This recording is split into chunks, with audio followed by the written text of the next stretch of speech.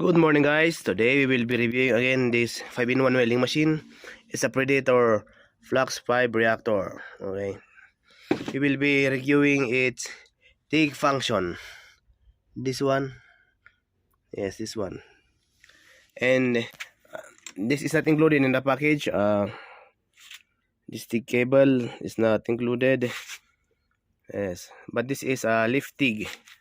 Its function is only lift TIG when it's when you lift the when you touch the metal and you lift it, then there will be the spark start. And unlike this welding machine, this is a high frequency and this is a scratch TIG. Well, this is still our workpiece from the other video, the MIG video, when we review the MIG function of this welding machine. Now I will try the TIG function. First is we will try it with this just side by side. There, no groove and no cleaning. We will not clean the galva or the zinc coating, while this one is grooved and is a little bit cleaned. TIG is sensitive with the dirt. It wants to be fresh and clean. Okay, let's start this machine.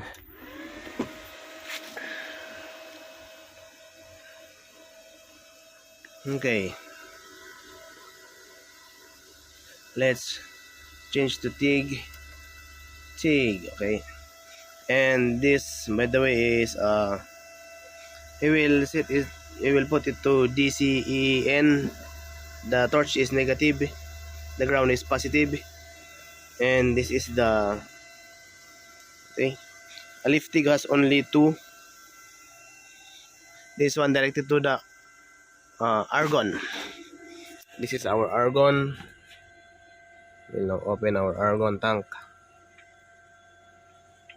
Oh, I have a good content. Now the tank is open. Oh, the regulator, we will just put it a little bit, maybe around 1.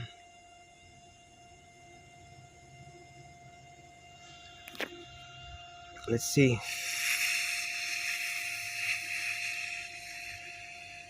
Okay, that's 2.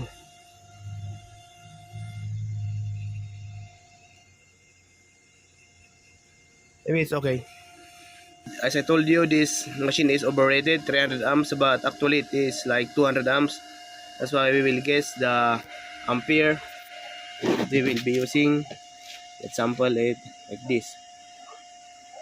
Oh, open the gas, then scratch.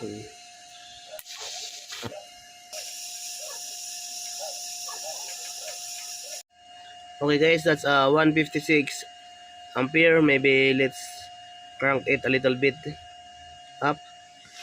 Maybe let's make it 170.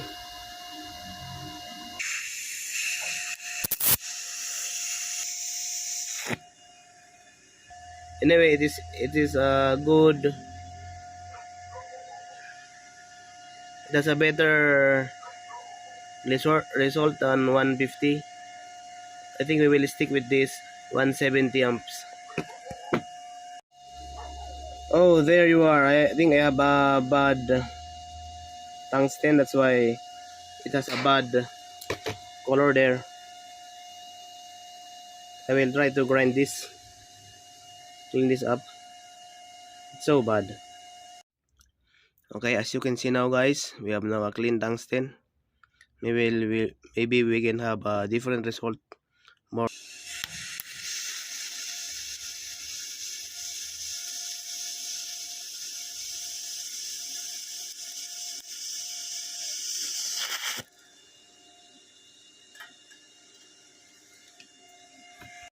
Okay guys, you can see there is a better result and cleaner exposure than this one with dirty and unpointed tungsten. Okay guys, let's keep it started. Okay guys, this is the result. I forgot to turn on the camera when I'm welding it. Anyway, this is it. Okay, I use the like this with round technique, swirling technique like that, and that's it. And around here it is little bit wide gap. That's why we will be using now a pillar rod. I forgot this ER what something.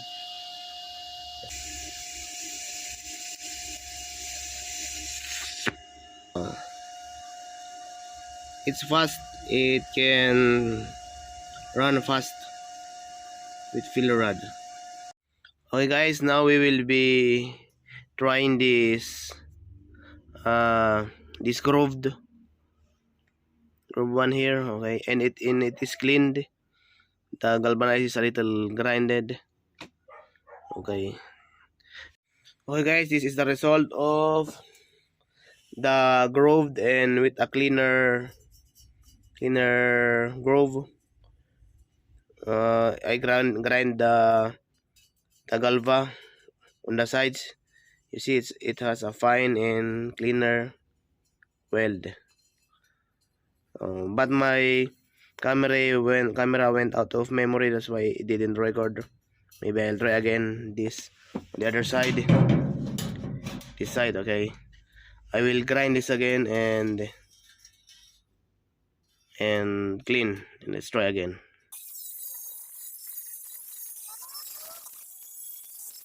Okay, there you are with groove and cleaner sides.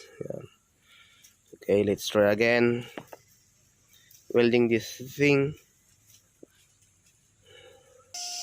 And this time I'm not using filler rod anymore. I'm just using the parent metal. I'm just melting it.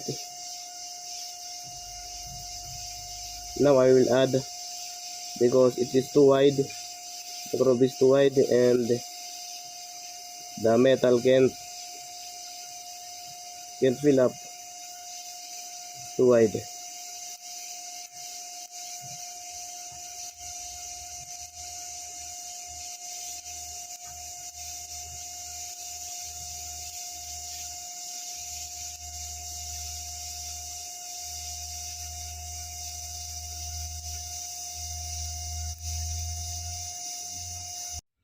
Oh, you see guys, it's good. It's beautiful. From here to here, I use filler rod, but from here to maybe here, I don't use, because the gap is not so far. But here the groove is, I think maybe here I did not use here also, but here I use the filler rod because the groove is too wide. You see, there's a good result, finer and cleaner weld when you clean it. You grind the galva, the contaminant galva. Okay, compared to this one, unclean galva. But the worst thing is that when your tungsten is dirty, this is the result, like that. Guys, maybe others are wondering, that is a thick material like this one. This is a GI pipe, 4 inches. It's a 2.5 mm wide. Okay, and lifting is not a problem in this case. But how about this thinner materials like this 1.2 mm tubular and what do you call this now? CPR links. Okay, let's try if lifting will have a good chance with this. Good result. Okay, and we have now grinded and cleaned this workpiece from rust and galva. Okay, now prepared. And maybe let's put the ampere to 100. 100 again. Around here, the middle is 100. Okay, let's try.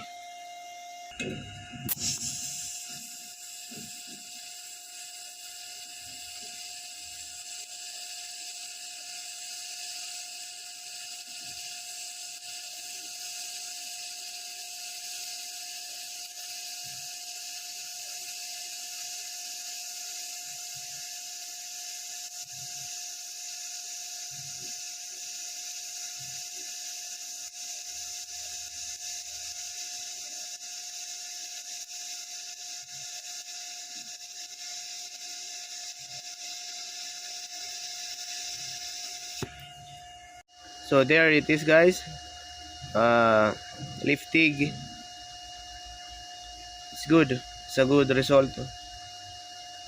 Uh, this one, and this is the other one. I think it's a good result. I think that is still thick, guys. Let's try a thinner one. Okay, here it is, guys. 0.9 mm thick flat sheet. Let's see if we can weld this with using our lifting. Maybe let's put this again to 100 or 80.